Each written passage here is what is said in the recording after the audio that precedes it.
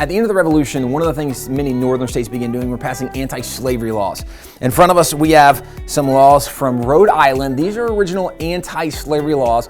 This one in 1784 was passed first. Yep, and this is for the gradual emancipation and manumission of the slaves. So this is largely the law that started that process in Rhode Island for abolishing slavery completely. And that one, 1787, right? Yeah, and this is for abolishing the slave trade, where they said, okay, so we've already started emancipation in the process, where that any children born to slaves, they cannot be considered slaves. They're going to be free people. Then they said, we're not going to let any more slaves come in and out. We're not selling slaves, we're not buying slaves, we're not doing that anymore.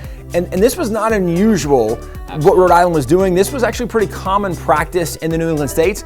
By, I think it was 1804, every single northern state had begun passing anti-slavery laws. In fact, abolishing slavery in many of those states at that time. Yet by 1790, the first national census, Massachusetts had completely freed 100% of their African American population. And then by 1810, 99% of all African Americans in the North had been freed, emancipated. There was just a few left that needed to have those laws worked in their specific situation. But the northern story with slavery is entirely different than the southern slavery. It really is. And one of the cool things also about these laws is there's a little stamp up on the corner, and you see inside of it there's an anchor. Above it says hope, which is very similar to what Hebrews 6:19 says, that we have hope as the anchor of our soul.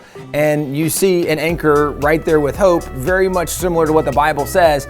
And certainly even you see in the anti-slavery movement that the vast majority of people that were fighting against slavery were motivated by their faith as Christians, and you see this in their writings. So it really is fun as we study history, getting some of these original documents to learn more of the story of America and how special some of that story was, especially with what the North did at a time nobody else in the world was passing these kind of anti-slavery laws, abolishing slavery. The states in North America were doing something very special.